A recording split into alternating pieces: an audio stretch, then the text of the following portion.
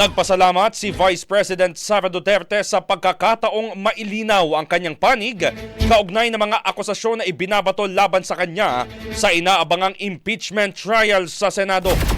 Suportado umano ni VP Sara ang resulta ng pinakahuling survey ng Social Weather Stations o SWS kung saan 88% ng mga Pilipino ang nagsabing dapat niyang harapin ang impeachment.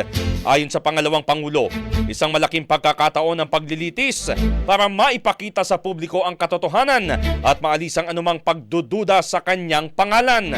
Samantala, nanatiling tikom ang bibig ng Vice Presidente ng tanungin ukol sa balitang umano'y pakikipag-ayos ni Pangulong Bongbong Marcos sa kanilang pamilya.